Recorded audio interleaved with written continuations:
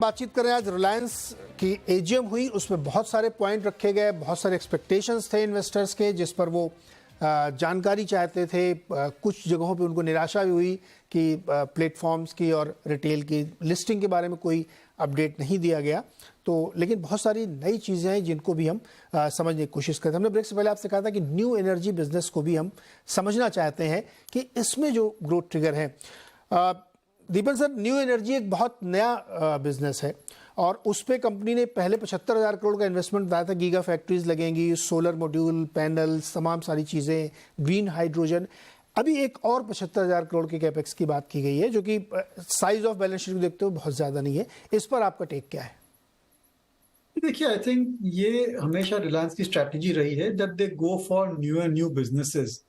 और जहां पर एक बार टेक्नोलॉजी एस्टैब्लिश हो जाती है and they can see the road map to expand, then उनकी मेन कैपेबिलिटी ये रहती है कि they can raise humongous amount of capital, they can get lot of human talent as well, and then they can manage the regulatory environment to ensure that the rollout of the particular service or product is really fast. और ये पूरा जो model है, they have repeated it time and again. Right from the time when the first petrochemical plant came up, they went for backward integration, then refining, then telecom, then retail, and now new age businesses. So all सभी businesses have been really successful also, and they've been great value creators. So I'm sure कि जो new age business वो लगा रहे हैं, जिनकी factory लगा रहे हैं, that also will be highly successful. केवल एक रिस्क फैक्टर ये है कि जो टेक्नोलॉजी है, I think that is still evolving. और अगर टेक्नोलॉजी पे डिस्ट्रप्शन होती है, then certainly Reliance Industries may have to make a change of plans accordingly. But that I think the management is completely capable of doing it. और मेरे ख्याल से that is the way forward. End of the day, Reliance is an energy company. और जैसे जैसे energy consumption, energy production में trends change होते रहते हैं, they also have to go with the market, they have to go with the requirement of the customer and what the regulatory environment is. So I think it is sensible from that point of view. और जो भी वो factory लगा रहे हैं, I think it is well within their financial capacity and it will not burden the balance sheet that much. Perfect. तो ये new energy पे है। सुदीप सर, यूएस में जितना पर कैपिटा कंजम्पशन होता है एनर्जी का, उसका 1/10 भी नहीं होता भारत में। और हमारे यहाँ लगातार अब ये कोशिश हो रही है कि एनर्जी कंजम्पशन बढ़ाया जाए। अलग अलग सोर्सेज से डेफिनेटली क्लीन एनर्जी पर ज़्यादा फोकस है, क्योंकि अब सारी दुनिया के लीडर्स ये मानते हैं। तो रिलायंस ने भी 2035 तक के लिए अपने आप को ये शपथ ली है कि वो नेट कार्बन जीरो होंगे। नेट कार्बन जीरो का मतलब होता है जितना कार्बन उत्सर्जन हो रहा है उतनी ग्रीन गैस, अगर हम ग्रीन एनर्जी जनरेट करेंगे तो नेट पे जीरो हो जाता है। ये इसका मतलब होता है। नेट पे जीरो मतलब नहीं कि बिल्कुल कार्बन नहीं होगा। तो जिस तरीके से अब रिलायंस अपने आप को फोकस कर रही है, बहुत पैसे खर्च कर रहे हैं कि वो सोलर पे, विंड के लिए बहुत बड़े पैमाने पे, और एंड टू एंड मतलब जिसको टर्न की प्रोजेक्ट कह सकते हैं कि इक्विपमेंट भी बनाएंगे, फोटोवोल्टिक पैनल भी बनाएंगे, प्रोड्यूस करेंगे, दुनिया को बेचेंगे भी। इसके लिए बहुत सारे टाइप्स भी किए हैं।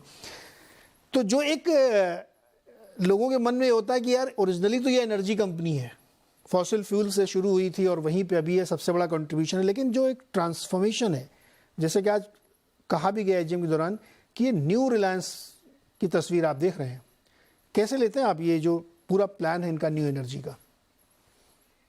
जबरदस्त प्लान इन्होंने बनाया है और ये पिवोट करना इनके लिए बहुत जरूरी था। क्योंकि जो ट्रेडिशनल एनर्जी कंपनीज हैं, उन सबके लिए बहुत इंपॉर्टेंट हो जाता है कि वो ट्रांजिशन करे into the renewable energy, green energy जिसको कहा जाता है। और इनका जो कहना है, मुकेश जी ने साफ बोला कि 100 gigawatt capacity they want to reach by 2030, renewable energy का 100 गीगावाट कैपेसिटी। आई थिंक एक बहुत बड़ा अच्छा टारगेट है और 100 गीगावाट कैपेसिटी रीच अगर कर जाए तो I think a significant part of their own, all of their own requirement as well as significant part of domestic requirement, customer requirement they will be able to meet. इसमें दो पहलू की बात कर रहे हैं, दो माइलस्टोन इन्होंने बात किया। एक तो सोलर गीगा फैक्ट्री इनका 2025 तक रेडी हो जाएगा और बैटरी गीगा फैक्ट्री 2026 तक रेडी हो जाएगा। और ये दोनों क्रिटिकल कंपोनेंट है। अब विंड के बारे में इन्होंने कहा कि जो कार्बन फाइबर के जरिए विंड एनर्जी का ब्लेड भी बनाना शुरू करेंगे और विंड एनर्जी भी एक अच्छा इकोसिस्टम, मैन्युफैक्चरिंग इकोसिस्टम क्रिएट करेंगे। सो एक तो अगर आप देखेंगे सोलर एनर्जी, जहां पे वो सैंड से सोलर चिप बनाएंगे और सोलर गीगा फैक्ट्री बना रहे हैं। दूसरा विंड, जिसके ब्लेड्स भी बना रहे हैं, और विंड का भी एक बहुत बड़ा इंपॉर्टेंट रोल रहेगा। सो ये दोनों साइड से। और तीसरा बैटरी, ये बैटरी पे भी बहुत ध्यान दे रहे हैं, क्योंकि ये बहुत इंपॉर्टेंट हो जाता है आने वाले दिनों में। जब हम रिन्यूएबल एनर्जी का इस्तेमाल करते हैं तो बैटरी गीगा फैक्ट्री भी बन रहा है। एक मैं बताना चाहूंगा, जो अभी दीपन जी कह रहे थे कि एनर्जी कंपनी के लिए पिवोट करना बहुत जरूरी हो जाता है। टेक्नोलॉजी बहुत प्रूवन नहीं है, नए टेक्नोलॉजीज हैं और इनको तुरंत मूव करना अगर टेक्नोलॉजी ट्रेंड के साथ इंपॉर्टेंट होता है। पिछले एजीएम में जहां तक मेरे को मुझे याद आ रहा है, हाइड्रोजन बेस्ड एनर्जी का बहुत बात किया गया था, पर इस एजीएम में उसकी बात नहीं की गई है। बीच में ये सुनने को आया था कि हाइड्रोजन एनर्जी का जो टेक्नोलॉजी है वो अभी प्रूवन नहीं हुआ। शायद रिलायंस ने इसीलिए इसको ड्रॉप किया फॉर द टाइम बीइंग और फोकस कर रहे हैं सोलर पे, विंड पे और बैटरीज पे। करेक्ट। मयूरेश जी, आपका टेक क्या है? क्योंकि जिस तरीके से ये बात बड़ी सही कही इन्होंने कि अभी भी बहुत सारी टेक्नोलॉजी इवॉल्विंग है, ट्रांजिशन पीरियड में है। जैसे बैटरी की टेक्नोलॉजी आप लीजिए, लिथियम की चल रही है, एल्युमिनियम बैटरी भी चल रही है, अब साइज में भी लेकर के, कैपेसिटी में लेकर के, तो बहुत सारे बदलाव हो रहे हैं और कंपनी उसके साथ साथ अपने आप को ट्रांसफॉर्म कर रही है। आपका क्या टेक है न्यू एनर्जी बिजनेस पे?